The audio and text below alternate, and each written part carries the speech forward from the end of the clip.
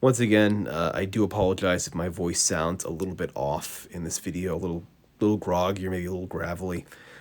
Still fighting that cold. Hopefully, though, I'm on the other end of it at this point, but I notice my voice sounds a little off. As you can see, though, different environment, different scenery here.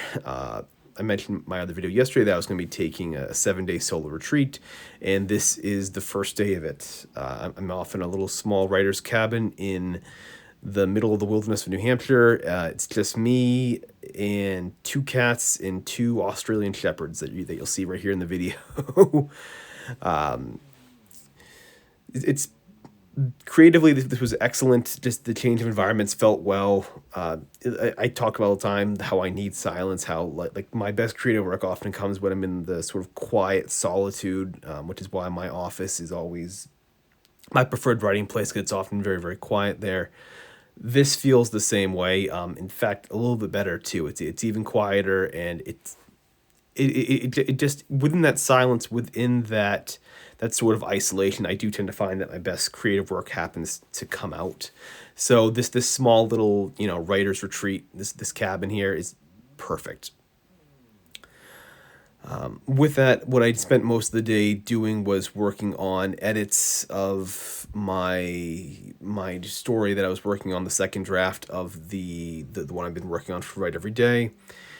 And then what you're seeing here is me in the afternoon doing some basically outlining to redraft and revise my other story there for the publisher. I mentioned that the publisher basically is looking for a revision both to the narrative voice of the story. Specifically, the main character of the story is a young 9-year-old child, and it was told in a first-person present tense format. And what they wanted to see as far as corrections goes was they would prefer if it was handled more as a sort of memoir style, where the character would actually be an adult reflecting back on their life as a child and being homeless.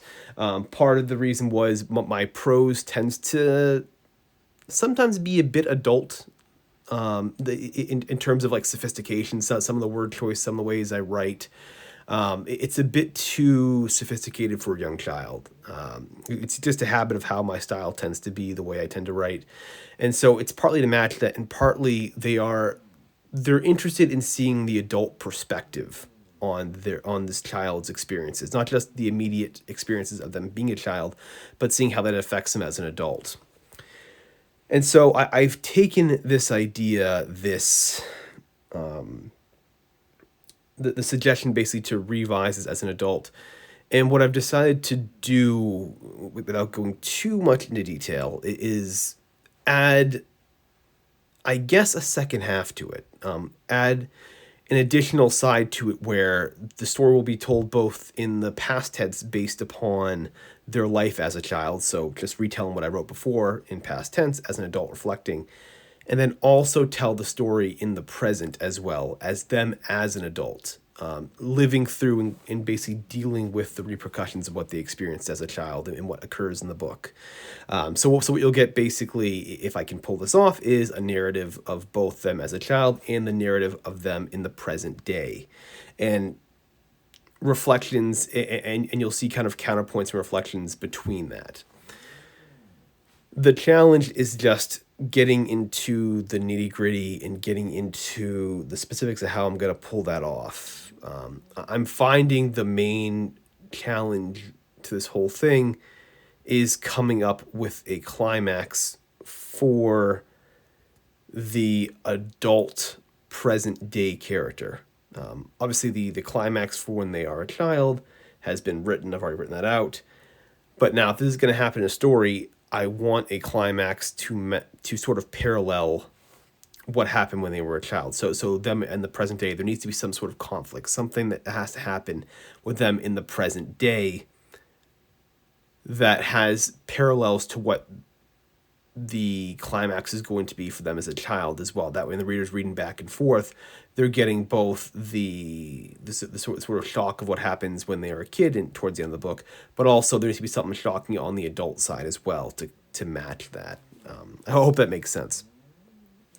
And so to kind of come up with a parallel, that has been my main challenge. And so most of today, as far as the outlining goes, is just coming up with ideas, just coming up with certain ways to, like, certain scenarios basically that can play out, that can lead to some sort of climax. Because if the story is going to just be her as an adult, just going through an emotional acceptance of the trauma that she experienced, of the character, going through and reliving and going through like forgiveness and all that stuff for maybe what occurred to her as a child, the story is going to feel very, very slow, very plodding, and not a lot's going to happen on the adult side. Everyone's going to be rushing to read just the kid part of the story. They're going to get to the adult part, maybe skip the chapters and not be as interested, because there needs to be something engaging. There has to be something that's going to pull a reader's interest. And so today was just figuring that out, just going through and figuring it out. I remember there's a book called The Creative Habit. I think the author, I think her name is Twyla Tharp, I think it is. Forgive me if I can't remember what it was called. But I remember reading it some years ago. It's a book worth reading. If you're maybe stuck, like if you have some sort of like writer's block on the creative side where you can't come up with ideas, it's a good book to help stimulate that. And one of the main themes, or one of the main subjects of the book, is the idea of what she calls scratching, which is, for them, they compare creativity to it being similar to like a lotto ticket, where you have this initial idea, right? So it's like scratching that initial number on a lotto ticket, and it's like, okay, yeah, there's something there. There's maybe you got a winning number on it. Maybe it's not a winning number. You got to scratch the next one. See that one's a winner, right? And the more you keep scratching, the more deeper you go with your project, and can find the thing that's going to connect, the thing that's going to make your story work, that one creative decision that's going to make your story come alive, that one angle you can approach with your work to make it seem original. There always has to be some sort of angle. There always has to be some way of approaching a story with some with some narrative, with some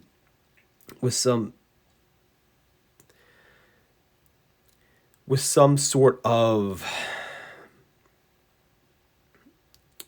unique device. There has to be something that makes your work stand out, that you can focus on your creativity on.